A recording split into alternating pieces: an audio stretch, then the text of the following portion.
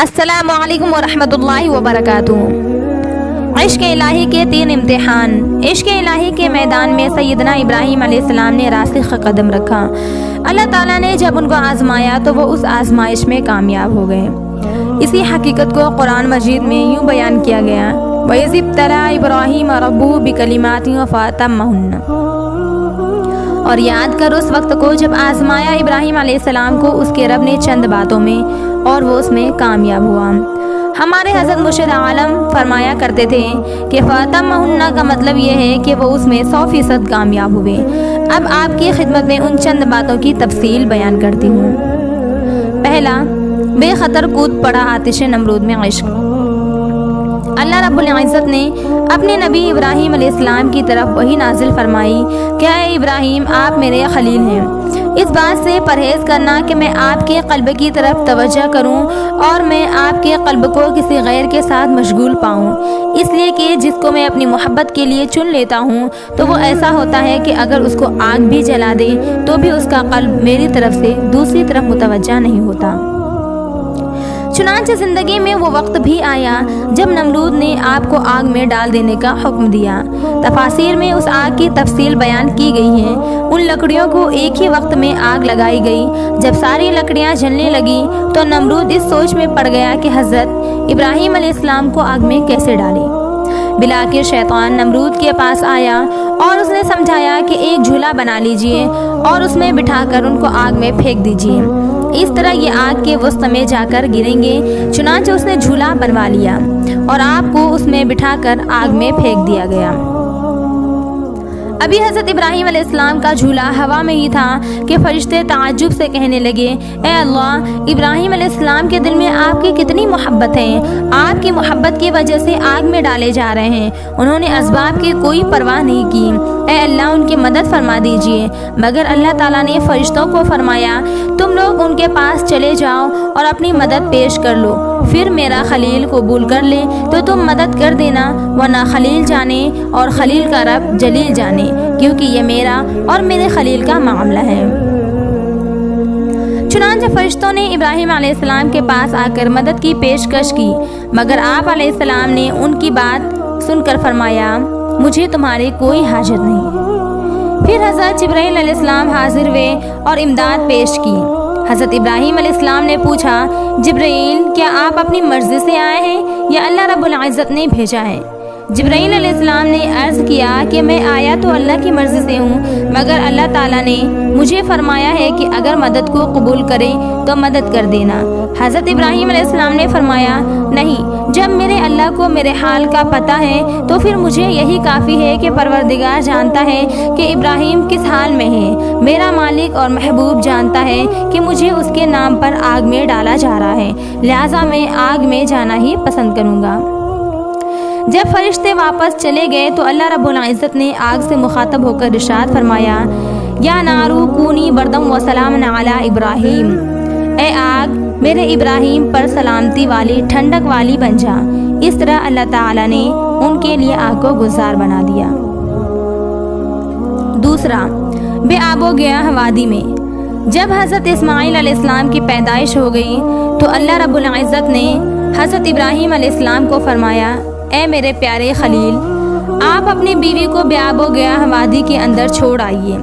चुनांचे आप अपनी बीवी हज़रत हाजरा और बच्चे हज़रत इस्माईल अलैहिस्सलाम को बैतुल्लाह के करीब, जहाँ पानी और सब्ज़ा का नामो निशान भी नहीं था, छोड़ देते हैं।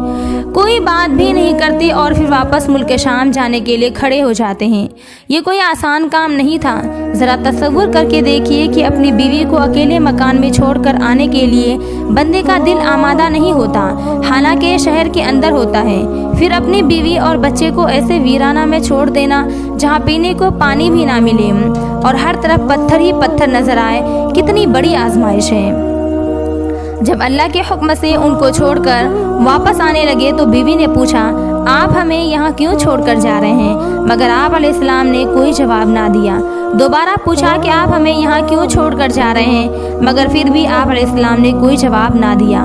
वो भी आखिर नबी की सोहबत याफिया थी, चुनांचे तीसरी बार पूछने लगी कि आप हमें अल्लाह के हुक्म से यहाँ छोड़कर जा रहे हैं? آپ نے جواب دینے کے بجائے سر ہلا دیا کہ ہاں، میں اللہ کے حکم سے آپ کو یہاں چھوڑ کر جا رہا ہوں۔ جب اس نیک بیوی نے یہ سنا تو کہنے لگی، اگر آپ ہمیں اللہ کے حکم سے چھوڑ کر جا رہے ہیں تو اللہ تعالیٰ ہمیں کبھی ضائع نہیں فرمائیں گے۔ پھر آپ علیہ السلام اپنی بیوی کو چھوڑ کر وہاں سے واپس ملک شام چلے گئے۔ تیسرا، سکھائے کس نے اسماعیل علیہ السلام کو آداب فرزندی۔ اپنی جان دینا آسان ہوتا ہے، لیکن اپنے سامنے اپنے بچے کو مرتے دیکھنا اس سے بھی زیادہ مشکل کام ہے۔ اسی لیے تو بچے کو بچانے کے لیے ماں باپ آ جاتے ہیں اور کہتے ہیں کہ پہلے ہمیں مارو پھر بچے کو ہاتھ لگانا۔ تو معلوم ہوا کہ حضرت ابراہیم علیہ السلام کا آگ میں ڈالے جانا والا امتحان ایک درجہ پیچھے تھا، اور اولاد کو اپنے ہاتھوں ذبح کرنا اس سے بھی بڑی ایک درجہ آگے تھا۔ حضرت ابراہیم علیہ السلام اپنی بیوی اور بچے کو ملنے کے لیے ملک شام سے مکہ مکرمہ آئے۔ آپ علیہ السلام نے 8 ذوالحجہ کی رات کو خواب دیکھا کہ میں اپنے بیٹے کو اللہ کے نام پر ذبح کر رہا ہوں۔ آج صبح اٹھے تو سوچنے لگے کہ شاید قربانی مطلوب ہے، چنانچہ آپ نے 70 اونٹ اللہ کے راستے میں قربان کر دیے۔ پھر 9ویں کے شب کو پھر وہی خواب دیکھا، چنانچہ دوسرے دن بھی 70 اونٹ قربان کر دیے۔ لیکن 10ویں کی رات کو پھر وہی خواب دیکھا کہ میں اپنے بیٹے کو اللہ کے نام پر قربان کر رہا ہوں۔ جب تیسری بار یہی خواب دیکھا تو واضح طور پر سمجھ گئے کہ اللہ تعالیٰ کو میرے بیٹے کی ہی قربانی مطلوب ہے۔ چنانچہ آپ علیہ السلام نے مصمم ارادہ کر لیا کہ اب میں نے اپنے 7 سالہ بیٹے حضرت اسماعیل علیہ السلام کو اللہ کی راہ میں قربان کرنا ہے۔ چنانچہ جب صبح ہوئی تو حضرت ابراہیم علیہ السلام نے اپنے بچے کو پیار کیا اور کہا، بیٹا میرے ساتھ چلو۔ بیوی نے پوچھا، کہاں؟ آپ علیہ السلام نے فرمایا، کسی بڑے کی ملاقات کرنی ہے۔ نام نہ بتایا کیونکہ وہ بالآخر ماں ہے، ممکن ہے کہ قربانی کا نام سن کر اس کا دل پسیج جائے اور اس کی آنکھوں سے آنسو آ جائے اور صبر و ضبط میں کچھ فرق پڑ جائے۔ چنانچہ موٹی سی بات کر دی کہ کسی بڑے کی ملاقات کے لیے جانا ہے۔ بی بی حاجہ نے حضرت اسماعیل علیہ السلام کو نہلا دیا، سر پر تیل بھی لگایا اور کنگھی بھی کر دی، لیکن ان کو معلوم نہیں تھا کہ آج میرا بیٹا کس آزمائش میں جا رہا ہے۔ البتہ روانہ ہوتے وقت ابراہیم علیہ السلام نے بیٹے کو کہہ دیا، بیٹا ایک رسی اور چھری بھی لے لو۔ اس نے پوچھا، ابا جان رسی اور چھری کس لیے لینی ہے؟ فرمایا، بیٹا جب بڑے سے ملاقات ہوتی ہے تو پھر قربانیاں بھی دینی پڑتی ہیں۔ بیٹا سمجھا کہ شاید کسی جانور کو قربان کریں گے۔ یوں حضرت ابراہیم علیہ السلام اپنے لخت جگر کو قربان کرنے کے لیے گھر سے چل پڑے۔ جب وہ اپنے گھر سے چلے گئے تو پیچھے شیطان ملعون بی بی ہاجرہ کے پاس آیا اور کہنے لگا، تجھے پتا بھی ہے کہ آج تیرے بیٹے کے ساتھ کیا ہونے والا ہے؟ انہوں نے پوچھا، کیا؟ وہ کہنے لگا، تیرا خاوند تیرے بیٹے کو ذبح کر دے گا۔ انہوں نے کہا، بوڑھے تیری عقل چلی گئی ہے، کبھی باپ بھی اپنے بیٹے کو ذبح کرتا ہے؟ وہ کہنے لگا، ہاں ان کو اللہ کا حکم ہوا ہے۔ جب اس نے یہ کہا کہ ہاں ان کو اللہ کا حکم ہوا ہے تو بی بی ہاجرہ کہنے لگی، اگر اللہ کا حکم ہوا ہے تو میرے بیٹے کو قربان ہونے دو، کیونکہ اگر میرے بارے میں اللہ کا حکم ہوتا تو میں بھی اس کے راستے میں قربان ہونے کے لیے تیار ہو جاتی۔ جب شیطان کا بی بی ہاجرہ کے سامنے کوئی بس نہ چلا تو وہ راستے میں حضرت اسماعیل علیہ السلام کے پاس آیا اور ان سے پوچھا، سناؤ تم کہاں جا رہے ہو؟ آپ نے فرمایا، کسی بڑے کی ملاقات کے لیے جا رہا ہوں۔ وہ کہنے لگا، ہرگز نہیں، تجھے ذبح کر دیا جائے گا۔ انہوں نے کہا، یہ کیسے ہو سکتا ہے کہ کوئی باپ بھی اپنے بیٹے کو ذبح کرتا ہے؟ کہنے لگا، ہاں اللہ کا حکم ہے۔ حضرت اسماعیل علیہ السلام کہنے لگے، اگر اللہ کا حکم ہے تو میں حاضر ہوں۔ چنانچہ شیطان پھر ناکام ہوا۔ پھر راستے میں حضرت ابراہیم علیہ السلام کے پاس آیا اور کہنے لگا، بیٹے کو ذبح کرتے ہو؟ کبھی خواب کے پیچھے بھی کوئی اپنی اولاد کو ذبح کرتا ہے؟ دیکھیے، قابیل اور حابیل کو قتل کیا تھا، لیکن آج تک اس کا نام رسوائے زمانہ مشہور ہے۔ اگر آپ بھی اپنے بیٹے کو ذبح کر دیں گے تو کہیں آپ کا نام بھی ایسے ہی برا نہ مشہور ہو جائے، لہٰذا ایسا کام ہرگز نہ کرنا۔ حضرت ابراہیم علیہ السلام نے فرمایا، اے بدبخت، معلوم ہوتا ہے کہ تو شیطان ہے۔ قابیل نے تو اپنی نفسانی خواہش کی وجہ سے بندے کو مارا تھا، اور میں تو رحمانی خواب کو پورا کرنے کے لیے اپنے بیٹے کو قربان کرنا چاہتا ہوں۔ میرے خواب کا اس کے عمل کے ساتھ کوئی تعلق اور واسطہ نہیں ہے۔ قابیل تو عورت کا وصل چاہتا تھا اور میں پاک پروردگار کا وصل چاہتا ہوں، لہٰذا میں آج اپنے بیٹے کی قربانی دے کے دکھاؤں گا۔ اس کے بعد جب حضرت ابراہیم علیہ السلام آگے بڑھے تو شیطان آ کر راستے میں کھڑا ہو گیا اور کہنے لگا میں نہیں جانے دیتا۔ اس وقت انہوں نے 7 کنکریاں اٹھا کر شیطان کو ماری اور اللہ تعالیٰ نے وہاں سے شیطان کو بھگا دیا۔ جہاں اسے حضرت ابراہیم علیہ السلام نے کنکریاں ماری اس جگہ کا نام جمرہ اولا پڑ گیا۔ پھر دوسری جگہ پر جا کر راستہ روکا اور حضرت ابراہیم علیہ السلام نے وہاں بھی اس کی رمے جمار کی۔ شیطان پھر بھاگ گیا، اس جگہ کا نام جمرہ وسطیٰ پڑ گیا۔ پھر تیسری جگہ بھی اس کو کنکریاں لگیں اور اس جگہ کا نام جمرہ عقبہ پڑ گیا۔ جمرہ عقبہ سے آگے حضرت اسماعیل علیہ السلام نے حضرت ابراہیم علیہ السلام سے پوچھا ابا جان آپ نے فرمایا کہ بڑے کے لیے جانا ہے، بتائیے کہ اس بڑے کی ملاقات کب ہوگی؟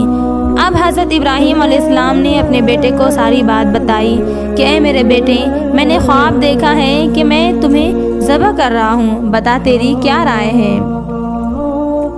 بیٹا بھی جد الانبیاء کے گھر کا چشم و چراغ تھا اور بعد میں منصب رسالت پر فائز ہونے والا تھا، اس لیے کم سنی کے باوجود سر تسلیم خم کرتے ہوئے نہایت ہی ادب سے عرض کرنے لگے اے ابا جان کر گزریے جس بات کا آپ کو حکم ہوا ہے، آپ مجھے صبر کرنے والا پائیں گے۔ سبحان اللہ، جب باپ کے دل میں محبت الہی کا جذبہ موجود ہوتا ہے تو پھر گھر کے دوسرے افراد کے اندر بھی اس کے نمونے نظر آتے ہیں۔ جب بیٹے نے یہ جواب دیا تو حضرت ابراہیم علیہ السلام کو ذبح کرنے کے لیے تیار ہو گئے۔ یہ دیکھ کر وہ کہنے لگے ابا جان میں آپ سے 4 باتیں عرض کرنا چاہتا ہوں۔ حضرت ابراہیم علیہ السلام نے فرمایا میرے بیٹے تم مجھے بتاؤ تم اس وقت کیا کہنا چاہتے ہو؟ عرض کیا ابا جان پہلی بات تو یہ کہنا چاہتا ہوں کہ آپ چھری کو اچھی طرح تیز کر لیجیے، ایسا نہ ہو کہ چھری کند ہو اور مجھے ذبح کرنے میں زیادہ وقت لگ جائے۔ میں نے جب اللہ کے نام پر جان ہی دینی ہے تو چھری تیز ہونے کی وجہ سے میری جان جلدی نکلے گی اور میں اللہ سے واصل ہو جاؤں گا۔ یہ سن کر حضرت ابراہیم علیہ السلام نے چھری اور بھی تیز کر لی اور پوچھا بیٹا دوسری بات کون سی ہے؟ بیٹے نے عرض کیا ابا جان میں چھوٹا ہوں، آپ مجھے رسی سے باندھ دیجیے۔ چنانچہ حضرت ابراہیم علیہ السلام نے ان کو رسی سے باندھ دیا اور پوچھا بیٹا تیسری بات کون سی ہے؟ بیٹے نے عرض کیا ابا جان جب آپ مجھے ذبح کریں گے تو آپ میرا چہرہ اوپر آسمان کی طرف نہ کرنا کیونکہ میں چاہتا ہوں کہ مجھے سجدہ کی حالت میں موت آئے، ویسے بھی جب آپ کی طرف میری پیٹھ ہوگی تو آپ کے دل میں محبت پدری بھی جوش نہیں مارے گی۔ حضرت ابراہیم علیہ السلام نے فرمایا بیٹا میں یہ بھی کر دوں گا، آپ اور کیا بات کرنا چاہتے ہیں؟ عرض کیا ابا جان جب آپ مجھے ذبح کر چکے تو آپ میرے کپڑے میری والدہ کو دکھا دینا اور کہنا کہ آپ کا بیٹا اللہ کے نام پر کامیاب ہو گیا ہے۔ حضرت اسماعیل علیہ السلام کی چوتھی بات پر حضرت ابراہیم علیہ السلام رو پڑے اور اللہ رب العزت سے فریاد کی اے اللہ آپ نے مجھے بڑھاپے میں اولاد دی اور اب اس معصوم بچے کی قربانی مانگتے ہیں، اے اللہ اپنے خلیل پر رحم فرمانا اور اس بچے پر بھی رحم فرما دینا جو قربانی کے لیے تیار ہے۔ پھر حضرت ابراہیم علیہ السلام نے حضرت اسماعیل علیہ السلام کو اوندے منہ لٹا کر ان کے گلے پر چھری رکھ دی۔ وہ ان کو ذبح کرنا چاہتے ہیں مگر چھری ان کو ذبح نہیں کرتی۔ اللہ رب العزت نے جبرائیل علیہ السلام کو حکم دیا اے جبرائیل جاؤ اور چھری کو تھام لو، اگر رگوں میں سے کوئی رگ کٹ گئی تو فرشتوں کے دفتر سے تمہارا نام نکال دوں گا۔ چنانچہ جبرائیل علیہ السلام آ کر چھری کو تھام لیتے ہیں۔ حضرت ابراہیم علیہ السلام چھری کو چلانے کی پھر کوشش کرتے ہیں لیکن چھری نہیں چلتی، پھر اپنا سارا بوجھ اس کے اوپر ڈال دیتے ہیں مگر چھری نے بچے کو پھر بھی ذبح نہ کیا۔ چنانچہ حضرت ابراہیم علیہ السلام غصے میں آ کر چھری سے کہتے ہیں اے چھری تو کیوں نہیں چلتی؟ چھری نے جواب میں پوچھا اے ابراہیم خلیل اللہ جب آپ کو آگ میں ڈالا گیا تھا تو آپ کو آگ نے کیوں نہیں جلایا تھا؟ حضرت ابراہیم علیہ السلام نے فرمایا آگ کو اللہ کا حکم تھا کہ میرے ابراہیم علیہ السلام کو نہیں جلانا۔ پھر چھری کہنے لگی اے ابراہیم علیہ السلام آپ مجھے 1 مرتبہ کہتے ہیں کہ گلے کو کاٹو اور اللہ تعالیٰ مجھے 70 مرتبہ کہہ رہے ہیں کہ ہرگز نہیں کاٹنا، آپ بتائیں کہ میں گلا کیسے کاٹ سکتی ہوں؟ اللہ رب العزت کی شان دیکھیے کہ اس نے حضرت اسماعیل علیہ السلام کو زندہ بچا لیا اور ان کے بجائے ایک مینڈھا قربان ہو گیا۔ اللہ تعالیٰ کو حضرت ابراہیم علیہ السلام کی یہ ادا اتنی پسند آئی کہ اللہ تعالیٰ نے ان کے بیٹے کو محفوظ بھی فرما لیا اور فرمایا وَفَدَيْنَهُ بِذِبْحٍ عَظِيمٍ، اس کی جگہ ہم نے ایک بڑی قربانی دے دی۔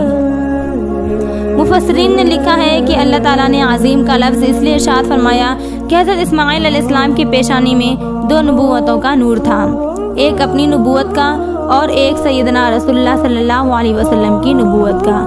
अल्लाह ताला फरमाते हैं इन्ना हाज़ा लहुवल बलाउल मुबीन, बेशक ये बहुत बड़ी आजमाइश थी।